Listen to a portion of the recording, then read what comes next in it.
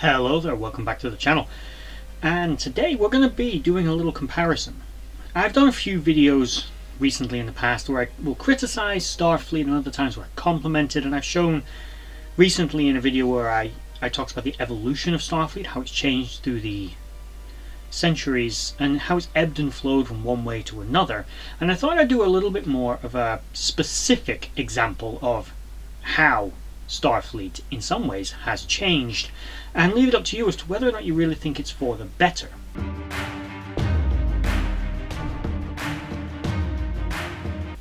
Let's bear in mind that Starfleet normally refers to itself as a non-military agency, even though that's clearly not the case, and the Federation has other assets within it that are much more military, but that's a greater Federation thing. Starfleet in and of itself, it is predominantly a scientific gathering agency, but it does have strong and very obvious military assets and attributes to it, not least of which is its ranking structure, which you could argue is also used by civilian navies.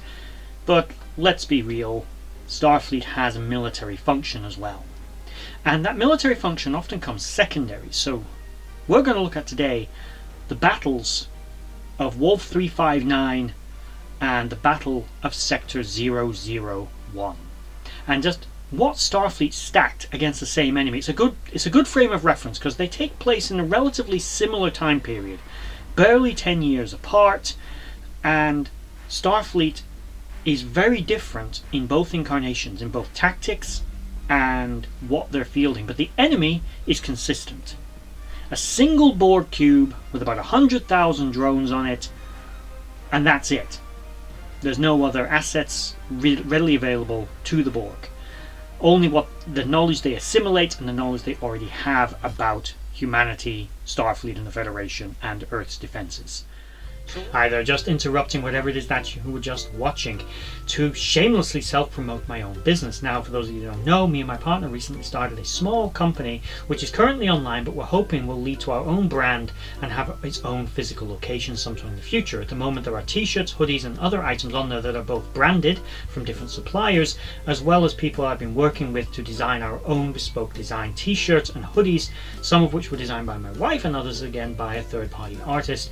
And it's all on the website currently now. It is still growing, but any help that you could give, if there's anything on there you like, just going to the website, looking at it, is helping the website get engagement. If there's anything you do happen to like on there, then that will also be fantastic and a great way to support this channel. At the moment, there's nothing particularly on there that is directly linked to this channel, other than the fact that I'm a little different as a person, generally speaking, and I've made a website that reflects something like that of my personality. I don't want to create a brand that's entirely normal, quote unquote, and wanted to go a little different. Now, at the moment, again, it is still in the early stages of its growth, but any help that can be provided by you would be greatly appreciated. And with that said, back to whatever it is you were just watching. So let's start with the Battle of Wolf 359. What exactly was Starfleet fielding at this battle? Bear in mind, this was another crucial battle. The idea was tactically sound. We don't want the cube to reach Earth. It's like defending the castle. It's really better to power project. Send your army out to meet them in the field so they're not besieging you, because if those defenses fail, the castle falls. So you send out the Navy and the Army and the Air Force, or in this case Starfleet, to intercept the enemy before they reach your fortified location that you don't want them to take. So first off, we're off to a good start. They have the Enterprise run interference, allowing them to assemble a fleet to intercept it. All good so far. However, Starfleet's been kind of sitting on its laurels. As I've stated before in one of my previous episodes, The Evolution of Starfleet, if you've not watched or listened to or whatever that podcast, go back. They've been sitting on their laurels. They've really not put defense very high. They've become so complacent. That's not to say that Starfleet is weak, and they're good at dealing with the enemies they have. They're just not anticipating the new kind of threats. Now, they have been developing defenses to fight the Borg since they became aware of them, but as Shelby would point out, they're at least something like 14 months away from properly being implemented. We know, of course, she's talking about things like improved defenses, sensor systems, tactical systems like shields and weapons, new tactics and technologies designed to fight the Borg, but none of them are ready. These all kinds of different assets that include earlier warning systems, maybe ability to intercept them better, and stop them reaching the Federation in the first place, and try to hold them at bay. Those systems are not ready. They're relying on the existing fortifications and weapon systems they currently have. So the ships they send, we know that they amass 39 ships, which sounds great to send. It's a 39 to 1 battle. It sounds good. But the ships that they field are something of a ragtag assortment of existing starships that they have at their disposal. Bear in mind, Starfleet's not had a chance to update the defences of these ships, improve them on a war footing particularly, and not been able to develop the new classes of ship that are needed to replace them, because many of these ships are a century old by this point, or at least the class is, and in bad need of upgrade, in desperate need of retirement. Now that's not to say the actual ships are 100 years old, although there is a good chance. The ships themselves are definitely decades old, and at least in some cases, with some of them being more modern, but most being old. And we have Cheyenne class, Nebula class, Oberth class for some insane reason, Challenger class, Springfield class, Constellation class, Freedom class, New Orleans class, Excelsior class, Niagara class, Miranda class, Ambassador class, and Constitution class. Now all of these ships are good fit-for-purpose vessels. The Oberth class, as an example, is a great scientific ship. It is a great research vessel, it's a great observation ship. It can even be refitted for intelligence gathering purposes, spy missions, transport. It's a very good utility vessel, but it is not a combat ship. Starfleet throws this thing in because they're used to Cardassians and others, and they've got them, so they figure we'll use them. A little quick interject, just because I forgot to mention this, but I think it's worth mentioning about the Battle of Wolf 359. Starfleet's tactics at the battle, despite their hodgepodge fleet and basically them not really being as prepared for this fight as what I know they themselves wish they were, their tactics couldn't really be questioned. Having the Enterprise intercept, squaring off against the Borg further away from Earth, having secondary lines of defences at the Mars defence perimeter, and of course Earth's orbital defences itself, such as space dock, weapons platforms, and other auxiliary crafts such as Peregrine class assault ships, surface shields, sensor jammers, transport inhibitors, and you name it, whatever else they've got to defend Mother Earth herself. Their tactics in the battle as well, sending in wave after wave of ships, sort of go in, harry them, withdraw, all flawless. The problem wasn't the tactics, the problem seemed to be more the assets involved in the execution of the tactics, which here is what my point is that that's where Starfleet needed to upgrade. I thought it was worth mentioning because I know I didn't mention it during the filming. They can be the equivalent of some kind of PT boat, or run interference to allow the bigger ships. Basically give the Borg something else to shoot at, which pretty much is all, I'm sorry to say, these ships are good for at that battle. These vessels at best have phasers and photon torpedoes, but not good ones, not powerful ones. And bear in mind again, although Starfleet has been refitting, and I can maybe go out on a limb and assume that maybe they've given these ships a bit of a tactical upgrade, and Oberth class is always going to be a science vessel. The space frame, the hull geometry, the build of the ship is not robust enough to be a warship. There are, however, vessels at Wolf 359 that stand a much better chance. Excelsior class is a workhorse. It's an excellent starship, been around for a long time, and is a powerful ship. It is no joke of a starship, and we've seen with the right modifications an Excelsior class can at least stand toe-to-toe for a while against the Defiant class. However, again, these ships have not had those upgrades, at least not in any substantial amount, because we know, again, from dialogue from Shelby, that hasn't happened yet. Other vessels at the battle, like the Nebula class, is a more compact tactical version of the Galaxy class, and is actually a good ship to have at this battle. It's well armed, it's big, it's beefy, it's sturdy, it's a robust ship, built around the Galaxy class space frame, built to be interchangeable with those vessels. Excellent ship. Very good contribution to this battle. Vessels like the New Orleans class and other ships make good frigates. The Freedom class, despite its kind of odd design, and is a descendant of the ships like the Saladin class, is actually a type of frigate and patrol vessel. It is actually well armed for a vessel of its type. The USS Firebrand, specifically of this battle, even had a mega phaser, if we want to call it that, which was the same sort of weapon you would see on the Miranda class sometimes, which was just one big phaser. These are kind of good. But none of these ships are particularly built for war. Yes, they have some of them, like the Nebula class, have a tactical secondary function. The Excelsior class is pretty robust, even the Miranda class, but they're old ships. The Miranda class and the Cheyenne class and the Constellation class, the Constitution class, these ships, some of them are up to 100-year-old designs. Even if these are more modern variants, they're still older designs, which are not equipped to deal with an enemy like the Borg. So, Starfleet, not inevitably, but not unsurprisingly, got its proverbial ass handed to it at Wolf 359. Now, I know there are other extenuating circumstances, but let's skip ahead to the Battle of Sector 001. At the Battle of Sector 001, the Federation and Starfleet was far more prepared. Whereas at the previous battle of Wolf 359, where they majorly engaged the Borg, they were basically obliterated. This time, yes, the battle did take place near to Earth. The Borg had been allowed to get a little too close, and we can assume that once again Starfleet had tried to run interference and had hastily assembled a fleet, but this time, because of the Dominion and because of preparations for the Borg, Starfleet was in a better war footing. It had also commissioned newer ships to replace those older ones, which were still available, but through attrition with the Dominion and basically having to pick up other roles, were not here in the same kind of numbers. There were still Oberth class and other ships, Miranda class, scattered around this battle. Again, Starfleet kind of not learning its lesson with the Oberths, but again, if you've got them, you might as well, as I suppose, use them. The difference is here.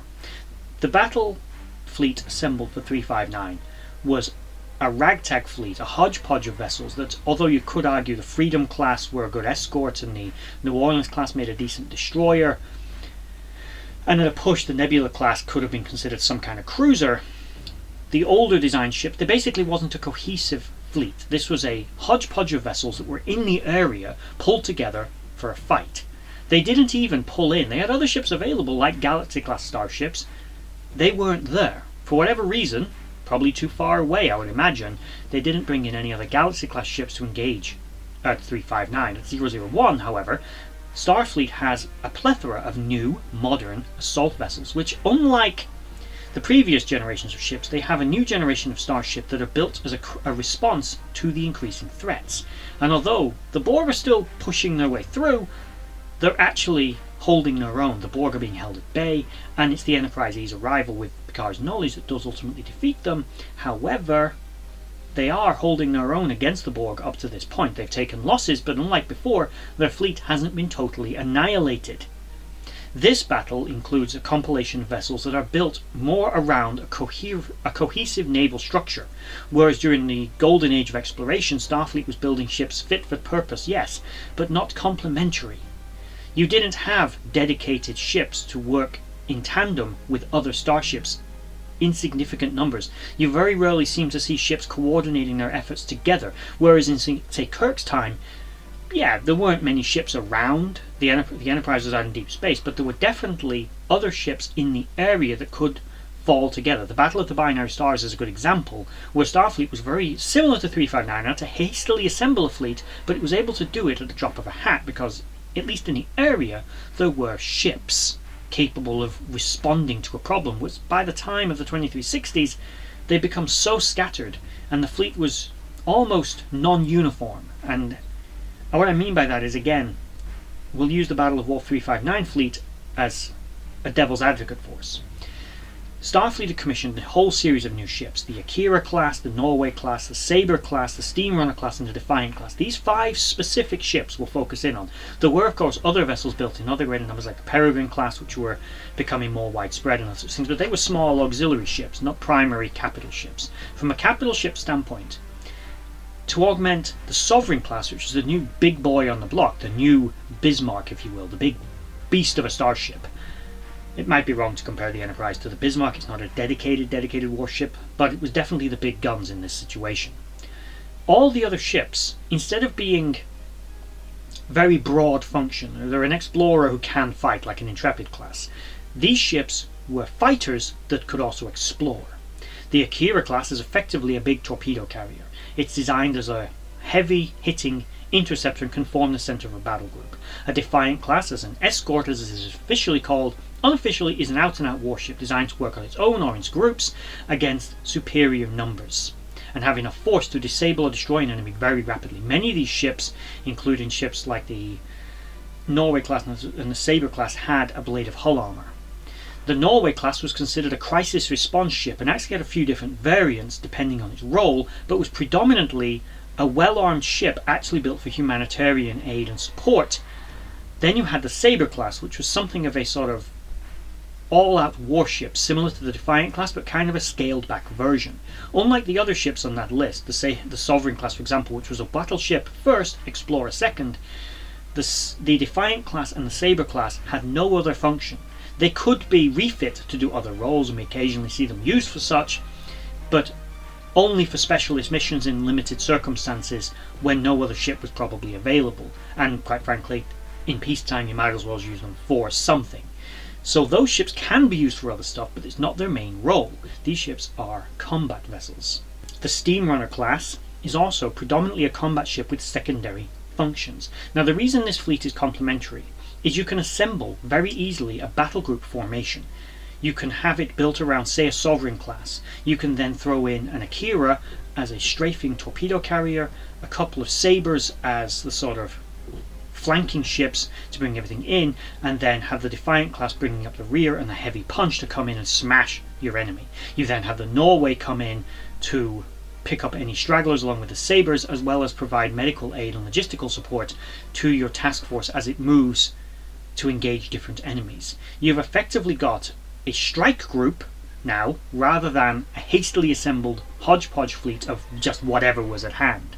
These ships are specifically designed to work with one another. They are specifically designed to use the same warp cores, components, have interchangeable spare parts, and structurally work in a similar way so that the crews can be interchangeable. So you could move from a Sovereign class to an Akira class to a Norway class and have control systems and interfaces and basic designs of technology that is the same as where you've just come from, shortening the learning curve for a new ship.